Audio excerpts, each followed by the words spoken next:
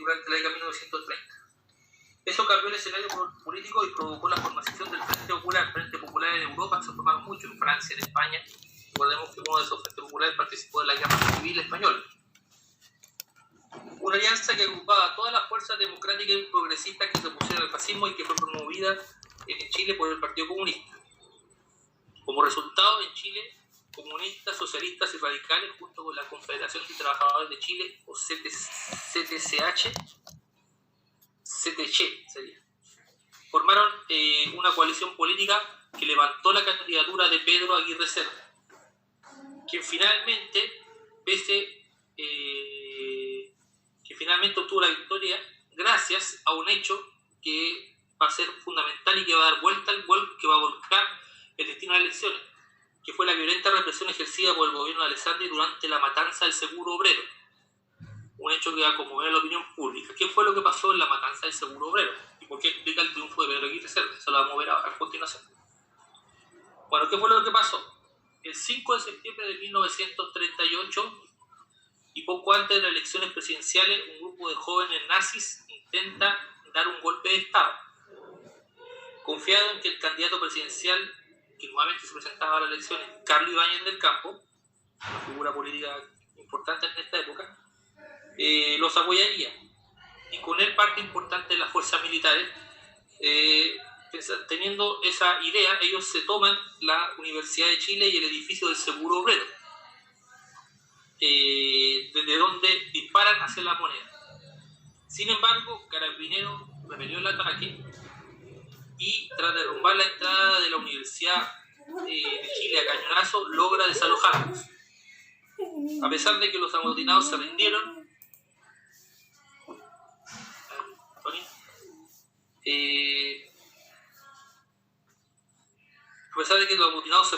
fueron tomados prisioneros y llevados al Seguro Obrero, lugar donde las fuerzas policiales mataron a 52 de sus militantes. Por eso se llama la masacre del Seguro Obrero. La matanza del Seguro Obrero, lo llevaron al Seguro Obrero y ahí asesinaron a 51 prisioneros. Bueno, la violencia desplegada por el gobierno de Alessandri en esta ocasión fue ampliamente repudiada en la opinión pública y ayudó a posicionar al candidato del Frente Popular, dado el apoyo brindado por los otros postulantes al cargo, como Marmaduke Grof y Carlos Ibáñez del Campo, quienes retiraron su candidatura luego de la matanza. Es decir, se produjo como un ambiente tan contrario a Alessandri que Carlos Ibáñez del Campo y Marmaduke Grof retiran su candidatura y deciden apoyar a Pedro Aguirre Cerda. Entonces eso finalmente va a ser posible que Pedro Aguirre Cerda derrote al favorito en la previa, por así decirlo, que era Gustavo Rojas, el candidato que respaldaba a Arturo Alessandri. Entonces lo paradójico de este violento episodio, ¿qué sería? Que mientras en Europa los frentes populares fueron creados para frenar el avance del fascismo, en Chile fue gracias a un grupo de esa tendencia que la coalición de partidos de centro-izquierda vio asegurado su triunfo. ¿Se entiende? Porque fue un grupo de jóvenes nazis los que fueron víctimas de esta masacre, y estos grupos nazis finalmente hacen que se bajen dos candidaturas, y esas dos candidaturas apoyan a Pedro Aguirre Cerda. O sea, gracias a ellos, gracias a su acción en parte, el triunfador fue un miembro del Frente Popular, que se había creado supuestamente para combatir al fascismo. ¿Se entiende? Sí. ¿Sí? O sea, solamente lo apoyaron porque en el gobierno de Alessandri lo atacaron a ellos, era como para atacar para que alguien que no fuera de parte de Alessandri, aunque no fuera de su inmediatología, fuera como presidente, ¿no? Eso fue lo que pasó. Muy bien resumido. Bueno, perdón por mi gato que acaba de cruzarse. Sácale. Así fue. Fue como la lógica, el enemigo, o sea, el enemigo de mi enemigo es mi amigo. Eso fue lo que primó a la larga. ¿Ya? Bien. Una vez que asume el poder Pedro Aguirre Cerda, ¿verdad? Se da un inicio de un periodo de 42 años que gobernaron distintas coaliciones políticas lideradas por el Partido Radical. ¿Por qué? Porque el Frente Popular después se va a empezar a disolver, pero los radicales van a seguir gobernando.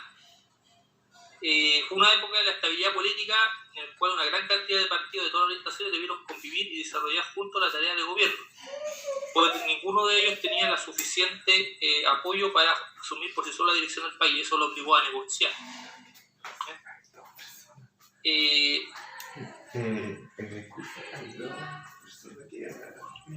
Entonces esto lo obligó a formar gabinetes compuestos por distintos sectores y a tener que buscar puntos de consenso, puntos de acuerdo, con lo que se impuso un clima en que las negociaciones y los acuerdos fueron los medios que permitían sacar adelante las iniciativas políticas. ¿Ya? Algunas de las características más importantes de los gobiernos radicales fueron las siguientes. Vamos viendo uno a uno. Primero está el gobierno de Pedro Aguirre Cerda, que va a gobernar entre el año 1938 y 1941. En resumen, se preocupó esencialmente de expandir la educación. De hecho, su lema era gobernar es educar. Además, durante su gobierno se fundó la Corporación de Fomento de la Producción, o Corfo, que fue una institución muy importante durante el proceso de industrialización por sustitución de importaciones, cuyo objetivo era impulsar el crecimiento económico y elevar el nivel de vida de la población en general. Después de Pedro Aguirre Cerda asume Juan Antonio Ríos, que va a gobernar entre 1941 y 1946. Durante su gobierno, Chile adhirió, es decir, se sumó al bando de los aliados en la Segunda Guerra Mundial. Además, se dio inicio a un plan de electrificación a cargo de la recién creada Empresa Nacional de Electricidad, Empresa Nacional de Electricidad, o Endesa. Y después gobernó Gabriel González Videla entre el año 1946 y 1952. Durante su mandato se aprobó el voto femenino, por lo que se duplicó la masa electoral del país. Aparte, en materia económica, durante su gobierno se creó la Empresa Nacional de Petróleo, o ENAP, y se puso en manos del Estado el control de las ventas de cobre en el exterior.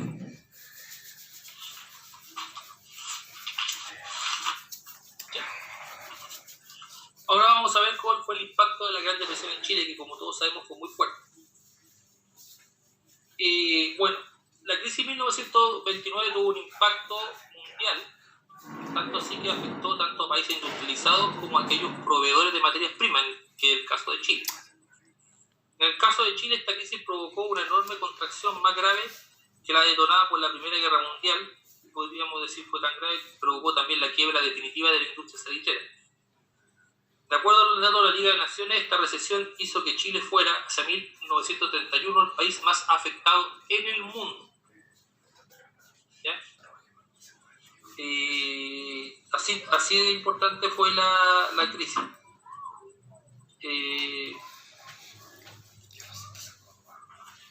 Bueno, la tasa de empleo, por ejemplo, superó el 20%, más del 25% de la población quedó en extrema miseria, etc.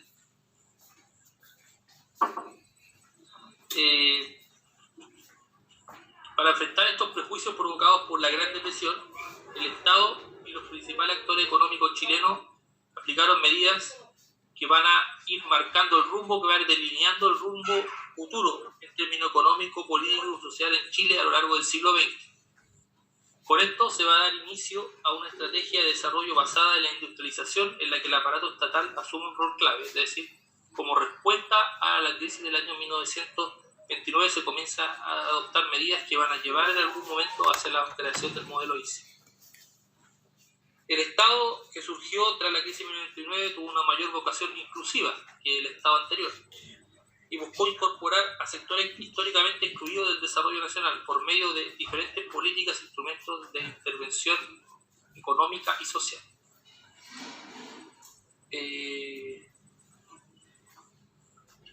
Por ejemplo, algunos de los efectos de la crisis en Chile pueden analizarse en las siguientes fuentes que voy a leer, por ejemplo. Una dice, intervención estatal al cierre de la oficina sanitaria. La llegada de trabajadores del norte junto a la pérdida de empleo en algunas industrias generó una masa de cesantes que obligó a la oficina de trabajo a crear en agosto de 1914 un servicio de colocaciones. De esta forma, el Estado asumía en un contexto de crisis la tarea de reorganizar el mercado laboral, procurando el trabajo necesario a los miles de trabajadores que habían quedado sin empleo. Y después sale una crónica que dice un viaje de 1600 kilómetros. En noviembre de 1930, Jacinto Vera solicitó al gobernador de Mata, Quito, un boleto de tren para viajar a Talca o Santiago. Después de perder su empleo como cocinero en la oficina Alianza, una salitera ubicada a unos 1000 kilómetros al sureste de Iquique, en octubre de 1930, Vera había llegado a la pequeña población sureña de Curepto, 100 kilómetros al sureste de Iquique, perdón, no, mira. Había llegado a la pequeña población de Curepto, en el valle de Mataquito, entre Curicó y Talca, puesto que probablemente había llegado al norte como enganchado. Dice el enganchado, es el proceso de enganche. ¿Qué es el enganche? Dice el enganche fue un sistema de reclutamiento muy corriente en este periodo, otra vez. Consistía en el envío de agentes al campo para reclutar mano de obra y generalmente se realizaba sobre la base de promesas y la creación de expectativas salariales que no siempre se confirmaban en la realidad. Bueno, al norte como enganchar. Dice, la Asociación de Productores de Salitre cubrió sus gastos de viaje de Iquique a Curepto. Sin embargo, Vera no logró encontrar trabajo en su ciudad natal, por lo que decidió trasladarse nuevamente para probar suerte en Talca o Santiago. Bueno, ¿qué reflejan esas fuentes? La gran crisis que se vivió en Chile asociada a cómo afectó a la industria salitrera esta crisis. Y también el hecho de que al no encontrar trabajo, esas personas que volvían del sur, que se habían ido a trabajar enganchados a las salitreras, lo que hacían es que generalmente se iban a las ciudades más grandes, como Talca o Santiago, generando una masa de pobreza en su periodo. Gente sin hogar o sin alimentos, etcétera, que vagaba por las ciudades y que generaban o mostraban un panorama muy complejo en nuestro país en ese momento. ¿Ya? Bien. Ahora, decíamos que después de la crisis de 1929, el Estado chileno asume un nuevo rol, un nuevo papel en la economía de aquí en adelante, que va a tener un rol mucho más activo dentro de esto. Y eso es lo que vamos a ver a continuación. Hasta la Gran Depresión, la participación económica del Estado en la economía había sido generalmente reducida y más encima indirecta. La sección estatal se concentraba en quién cobrar impuestos, en especial sobre algunas exportaciones, como por ejemplo por mucho tiempo el salitre, tributos que posteriormente eran invertidos en servicios e infraestructura como ferrocarriles, escuelas u obras públicas. Sin embargo, la inversión social para satisfacer las necesidades de los más desvalidos era muy reducida, de acuerdo, es decir, casi nula.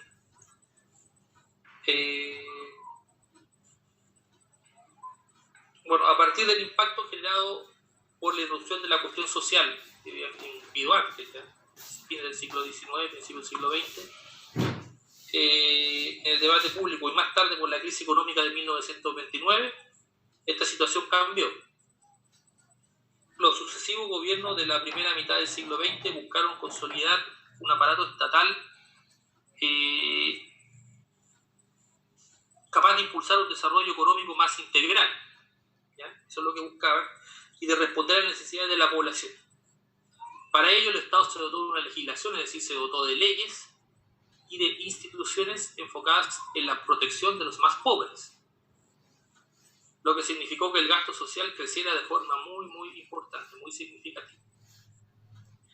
Por ejemplo, aquí se puede apreciar un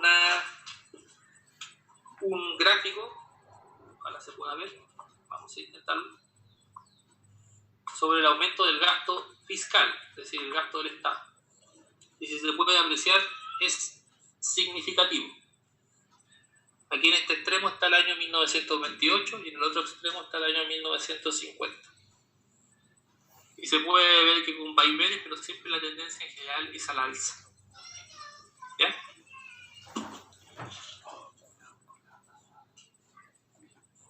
Ya. ¿Qué pasó? Ahora vamos a pasar al famoso modelo ICE, el modelo de industrialización por sustitución de importación. Frente al nuevo contexto que emergía post-crisis del 29, en Chile, no solamente en Chile, sino también en América Latina, muchos estados vieron la necesidad de dar un giro de la organización de su estructura económica, muchos de sus países. La estrategia aplicada por varios de estos países se conoce como industrialización por sustitución de importaciones, o ISI, y buscaba crear una capacidad de producción de bienes industriales, ya sea de consumo, y ustedes se acuerdan que había etapas, se pensaba en más adelante llegar incluso a la producción de bienes de capital, es decir, máquinas que producían otras máquinas. Esta supuestamente iba a ser la última fase del modelo ISI, la consolidación del modelo ISI, que permitía abandonar la dependencia que mantenían con las zonas capitalistas.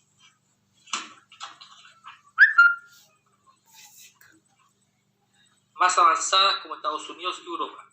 Para conseguir ese objetivo, los gobiernos latinoamericanos, incluido Chile, aplicaron una serie de políticas que iban a dotar al Estado, iban a darle al Estado un nuevo protagonismo en el desarrollo y funcionamiento de sus economías. Estas medidas tenían como objetivo principal la industrialización. Bueno, algunas de las medidas económicas implementadas a partir de la década de 1930 para lograr estos objetivos fueron las siguientes. 1. Protección arancelaria a las manufacturas nacionales.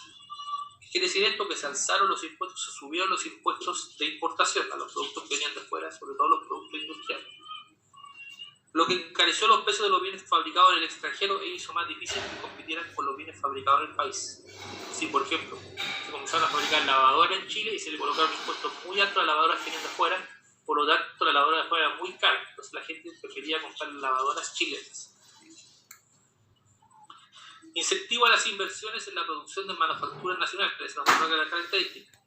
El Estado ayudó a ciertas industrias mediante exenciones de impuestos, es decir, no cobrarle impuestos, patentes de privilegio y concesiones de monopolios. También, otra de las medidas implementadas a partir de 1930 que favorecieron la implementación de este modelo fue la reasignación de recursos a favor del sector industrial. La industria manufacturera recibió créditos fiscales baratos de instituciones estatales. Entonces, por ejemplo, una industria se quería establecer y le daban un crédito, en vez de darle crédito al resto, le daban un crédito al Corfo de 4% de interés, a una industria le daban un interés de un 1%. Participación activa del Estado como agente industrializador. El aparato estatal no solo apoyó a las empresas, sino que construyó mucha de la infraestructura necesaria para su funcionamiento, ejemplo, carreteras, puertos, etc., aeropuertos. E intervino directamente en la producción por medio de la compra de acciones de algunas industrias claves para el desarrollo. Bueno, la estrategia ISI va a ser liderada por la Corpo, la Corporación de Fomento de la Producción, organismo que va a ser creado tras el terremoto ocurrido en enero de 1929 con el epicentro en Chillán. ¿Cuáles eran las facultades que tenía, que eran amplias esta institución, la Corpo? Primero, estimular la reconstrucción y la producción, sobre todo estimular la reconstrucción y también la producción en general, sobre todo en 6 áreas claves: energía, industria, agricultura, minería, comercio y transporte. La Corpo se propuso el objetivo de aumentar la producción de estas áreas para sustituir, hasta donde fuera posible, la importación de productos e incluso exportar excedentes.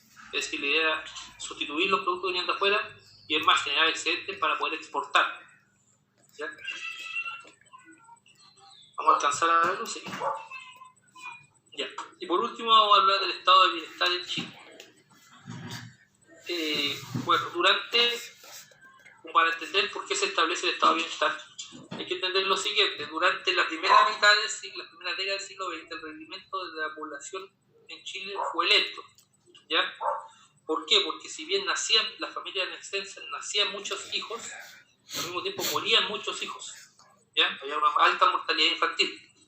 A partir de la década del 1930, cuando empieza a revertirse eso, es decir, hay mejoras sanitarias que hacen que no se mueran tantos niños antes de cumplir un año, hace que la población aumente de manera importante, pasando pasar de 3.200.000 personas en 1907 a casi duplicarse y aún más a 1950, donde la población alcanzaba los 7.374.000 habitantes.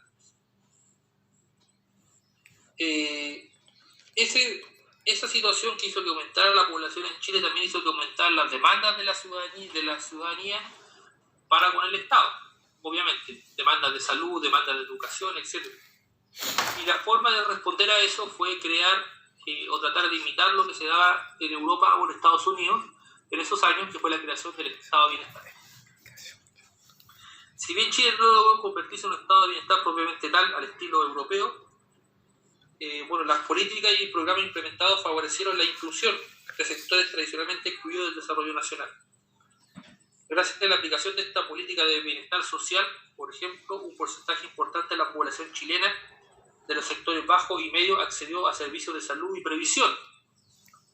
Previsión significa como lo que sería hoy día la jubilación. A la cobertura de educación pública y a una vivienda. Algunas de las principales medidas adoptadas por el Estado en este periodo van a ser destacadas a continuación. Primero, en el ámbito de la seguridad social. Chile consolidó un sistema que benefició a parte significativa de los trabajadores, lo que constituyó un logro importante en comparación con otros países de América Latina que tuvieron mucho menor cobertura. En 1924 se formó la Caja de Seguro Obrero Obligatorio, que otorgaba beneficios en atención médica a sus afiliados y familias, además de encargarse del pago de las pensiones. Estos beneficios se pagaban a partir del total de los fondos recaudados que provenían de los trabajadores, contratados, de sus empleadores y del Estado. Ellos tres ponían dinero. Este sistema, que agrupó a más del 70% de los trabajadores, fue reorganizado en 1952, dando origen al Servicio de Seguro Social, SSS, sus siglas. 3 S seguidas. En el campo de la vivienda, la Ley de Habitaciones Obreras marcó el inicio de la participación del Estado en el ámbito de la vivienda social. Pero las viviendas que se construyeron paralelo de esto, o sea, creadas por el Estado, fueron muy pocas. En la década siguiente, a medida que la población urbana aumentaba, producto también de lo que yo expliqué recién, que fue el aumento de la población, el déficit habitacional llegó a un 30% a nivel nacional, lo que era muy alto, lo que llevó a muchas personas a vivir en asentamientos precarios, como campamentos y las llamadas poblaciones callampas, en la ribera de los ríos, basurales o sitios baldíos instalados. En 1952, para revertir esto, se creó la Corporación de la Vivienda, Corvi. En 1965, el Ministerio de Vivienda y Urbanismo, MIMBU, que implementaron una política de vivienda para los sectores más empobrecidos de la sociedad. Y así revertir un poco esta estadística del 30% de déficit habitacional que había en Chile. En cuanto a la salud, a partir de 1920, la meta central fue asegurar el acceso a la atención sanitaria para la población, condición fundamental para disminuir el índice de mortalidad, que era muy alto, si ustedes se acuerdan. Hablamos al respecto hace un rato. Para ello se creó una red hospitalaria y de consultorios en gran parte del territorio, así como institución orientada a la protección de la infancia y de la maternidad. En 1942, dentro de ese proceso, es creado el Servicio Médico Nacional de Empleadores, y en 1958 las mutuales de seguridad, orientada aquí a la prevención y atención de personas que sufrían accidentes del trabajo. En la década de 1950, el Estado buscó integrar la atención de salud mediante la creación del Servicio Nacional de Salud, o SNS, organismo que va a centralizar las políticas sanitarias y otorga protagonismo en la gestión de ellas a los médicos y profesionales de la salud. El SNS, Servicio Nacional de Salud, permitió extender la cobertura de salud a las zonas rurales, ampliando y mejorando los servicios de la red asistencial. Y en el ámbito de la educación, pese a que en Chile existió un sistema de educación primaria gratuita desde 1860, la mayoría de los niños y niñas no asistían a escuelas. En 1920 se aprobó la Ley de Instrucción Primaria Obligatoria, que reguló el funcionamiento del sistema educacional y estableció que los adultos, junto con el Estado, debían velar por la asistencia a clases. En las décadas posteriores, las autoridades buscaron ampliar la cobertura escolar y enfrentaron la deserción, es decir, la salida de la educación escolar por parte de los alumnos. Bien, en resumen, hoy día hemos visto cómo, vamos a hacer una síntesis de todo, el presidencialismo finalmente se consolida con el gobierno de